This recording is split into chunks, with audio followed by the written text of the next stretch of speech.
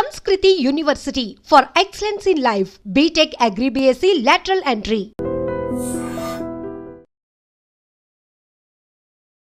మధ్యప్రదేశ్లో జరిగినటువంటి సంఘటన యాక్చువల్లీ ఒక తండ్రి తన ఆవేదనను ఎట్లా తెలియజేస్తుండు అని చెప్పడానికని ఈ సంఘటన ది బెస్ట్ ఎగ్జాంపుల్ అనుకోవచ్చు. అంటే వేరే వేరే ప్లేసెస్లోనైతే నిజంగానే తండ్రులు ఒకవేళ వాళ్ళ పిల్లలు వాళ్ళ చెప్పిన మాట వినకపోతే మాత్రం ఏం చేస్తారు, ఇంట్లోకెళ్ళి ఎల్లగొట్టడమే చేస్తారు. లేదంటే ఈ ప్రేమ వివాహాలు ఈ మధ్య కాలంలో చాలా పెద్ద ఎత్తున జరుగుతున్నాయి కాబట్టి మా ఇజ్జత్ పోతుందనో, అసలు మా కులానికి సంబంధించిన వాళ్ళని కాదనో, మతమే మర్చిపోయి ఇతర మతస్థుల్ని పెళ్లి చేసుకుంటేనో ఏం చేస్తారు, వాళ్ళ మీద కక్ష పెంచుకొని సుపారీ గ్యాంగ్ని పెట్టి చంపిన సందర్భాలు కొన్ని. లేదు అసలు ప్రేమ వివాహం చేసుకొని వెళ్ళిపోయింది కాబట్టి నాకు ఇక నా కూతురికి ఎట్లాంటి సంబంధం లేదు అని బయటికి ఎలగొట్టిన సందర్భాలు కొన్ని. సినిమాలలోనే ఇట్లాంటి ఘటనలు చూస్తాం కొన్ని. అవేంటి అంటే బతికుండగానే మా పాప ఎవరినో మ్యారేజ్ చేసుకొని వెళ్ళిపోయింది కాబట్టి బతికుండగానే ఆమెకి పిండ ప్రదానం చేయడం కావచ్చు, శ్రాద్ధం పెట్టడం కావచ్చు, ఇవన్నీ కూడా చేసినటువంటి సందర్భం. వీళ్ళు రాజ్పుత్లు. సో కేవలం ఈ అమ్మాయికి కూడా పెద్ద ఏజ్ ఏం లేదు, కేవలం 19 years మాత్రమే.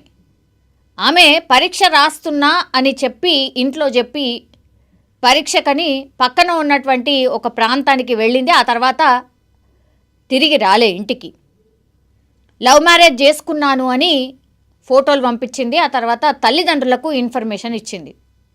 ఒకటే చెప్పిండ్రంట, ఇంకా నువ్వు మాకు బతికిలేవు, నువ్వు రానక్కర్లేదు, అసలు మాకు బిడ్డ లేదు అని మేము ఫిక్స్ అయిపోయినాం, నువ్వు రానక్కర్లేదు అని చెప్పేసిండ్రట. చెప్పడమే కాదు, బంధుమిత్రుల్ని అందరినీ పిలిచి ఆమె ఫోటో మనం చూస్తున్నాం కదా స్క్రీన్ మీద, ఆమె ఫోటో పెట్టి దండేసి ఏవైతే ఈ పిండ ప్రదానమో లేదంటే ఈ శ్రాద్ధం ఏదైతే చేస్తారో, చచ్చిపోయిన తర్వాత ఏవైతే కార్యక్రమాలు చేస్తారో అవన్నీ కూడా శాస్త్రోక్తంగా వాళ్లకు ఎట్లయితే ఉంటుందో ఆచారము, ఆ ఆచార ప్రకారమే బతికున్న తన కూతురికి ఒక తండ్రి చేసినటువంటి కార్యం.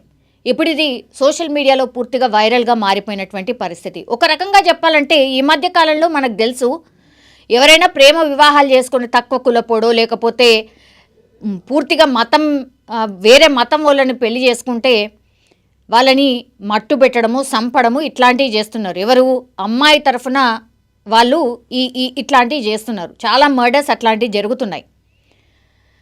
ఇక్కడనేమో విచిత్రమైన సంఘటన ఏంటంటే ఏమీ అనలేదు, లవ్ మ్యారేజ్ చేసుకున్నా అన్న ఇన్ఫర్మేషన్ తెలియగానే ఇంకెందుకు నా పిల్ల చనిపోయిందనే అనుకుంటా, బంధుమిత్రులకు కూడా అదే చెప్తా అని పూర్తిగా తన ఆచారం ప్రకారం ఆమెకు పిండ ప్రదానం ఇవన్నీ చేసిండు. ఓన్లీ వాళ్ళ కుటుంబమే కాదు, అందరికీ తెలిసేలాగా, నలుగురికి తెలిసేలాగా, అట్లాగే ఆమె కూతురికి తెలిసేలాగా ఈ కార్యక్రమాన్ని చేపట్టిండు తండ్రి. ఎట్లాగూ చెప్పిన మాట వినకుండా పోయి పెళ్లి చేసుకుంది. చాలా సందర్భాల్లో ఏమనుకుంటున్నారంటే పిల్లలు కూడా, ఆ ప్రేమ జావది, మా తల్లిదండ్రులు నన్ను ఇంత గారాభంగా పెంచిండ్రు కదా, ఖచ్చితంగా మమ్మల్ని మళ్ళా బ్యాక్ పిలిచి మళ్ళీ మమ్మల్ని నెత్తిన పెట్టుకుంటారు, మళ్ళీ వాళ్ళు పిలిచి దావత్ చేస్తారు, పెళ్లి చేస్తారు. ఇట్లాంటి ఆలోచనతో చాలామంది అట్లా కూడా ప్రిపేర్ అయిపోయి ఉంటున్నారు. కానీ ఇక్కడ ఇవేవి జరగకుండా లాస్ట్కి వస్తే ఆమె వాళ్ళ పాప ఫోటోను పెట్టి పూర్తిగా ఆమె పిండ ప్రదానం చేయడం ఇప్పుడు చర్చనీయాంశంగా మారిపోయింది. జనరల్లీ ఇట్లాంటివి మనం సినిమాలలో చూస్తూ ఉంటాం.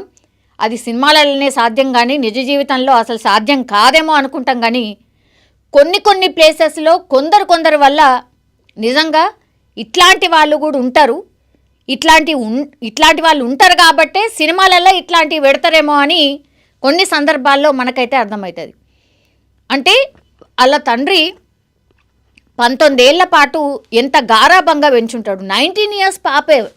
ఆమెకి ఏం అర్థమవుతుంది జీవితం అంటే ఏంది, అసలు ఏముంటుంది, లైఫ్ అంటే ఏంది అని అసలు ఏమి తెలుసని వాళ్ళ అమ్మా నాన్నని ఎదిరించి పెళ్లి చేసుకుంది. పోనీ ఇంట్లో చెప్పిందా లేదా అది కూడా తెలియదు. ఎందుకంటే 19 years కదా, ఆమె చదువుకుంటుంది అంటే ఇంటర్ పాస్ అయి డిగ్రీలో ఉన్నట్టు లెక్క 19 years అంటే.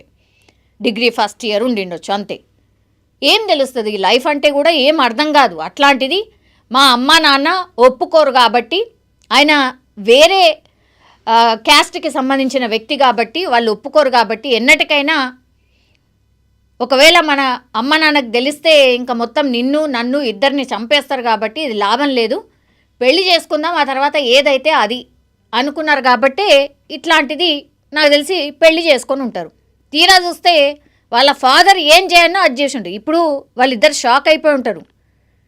ఏదో మమ్మల్ని పిలుస్తారు, ఒక నెల 2 నెలల తర్వాత కోపం పోతుంది, పిలుస్తాడు అని అనుకొని ఎక్స్పెక్ట్ చేస్తుంటారు. చాలా సందర్భాల్లో అదే జరుగుతుంది కాబట్టి. కానీ ఇక్కడ వాళ్ళ ఫాదర్ ఇంకా పూర్తిగా బంధాలన్నీ తెంచుకొని మొత్తం అందరూ వాళ్ళ రిలేటివ్స్ అందరినీ పిలిచి ఈ కార్యాన్ని చేసిండ్రు కాబట్టి అందుకే సోషల్ మీడియా వేదికగా చాలామంది కూడా కామెంట్లు పెడుతున్నారు. నిజంగా కరెక్ట్ జరిగింది, ఇట్లాంటి వాళ్లకు ఇలాగే జరగాలి. కేవలం 19 సంవత్సరాల అమ్మాయికి ఏం తెలుస్తుంది? అంత గారాభంగా పెంచితే లాస్ట్కి వస్తే ఆమె తండ్రికి ఏమిచ్చింది? క్యాస్టా ఇంకోటా కాదు, ఆమె ఏజ్ ఏంది, ఆమె అర్థం చేసుకునే పరిస్థితిలో కూడా లేదు. కాబట్టే వాళ్ళ తండ్రి చేసిందే కరెక్ట్ అని కొంతమంది అంటున్నారు. మరీ ఇంత ఘోరమా, బతుకున్నోళ్ళకే ఇట్లా పెడతారా, ఎంతైనా కన్నబిడ్డనే కదా అని ఇంకొంతమంది కామెంట్ చేస్తున్నారు. సో ఈ ఇన్సిడెంట్ మీద మీరేమనుకుంటున్నారు? నిజంగా సినిమాలలో చూసుంటాం ఇట్లాంటివి, కానీ నిజ జీవితంలో చాలా తక్కువ, రేర్గా జరుగుతుంటాయి ఇట్లాంటివి. ఇప్పుడు బతుకున్న కూతురికే పూర్తిగా అంటే ఆమె చనిపోయినట్టుగా అన్ని కార్యాలయాన్ని చేసిండు ఒక ఫాదర్, ఆమె ఎందుకు ఎదిరించి మ్యారేజ్ చేసుకున్నందుకు గాను. సో దీనిపైన మీ అభిప్రాయం ఏంది? నిజంగా వాళ్ళ ఫాదర్ కరెక్టా లేకపోతే రాంగా?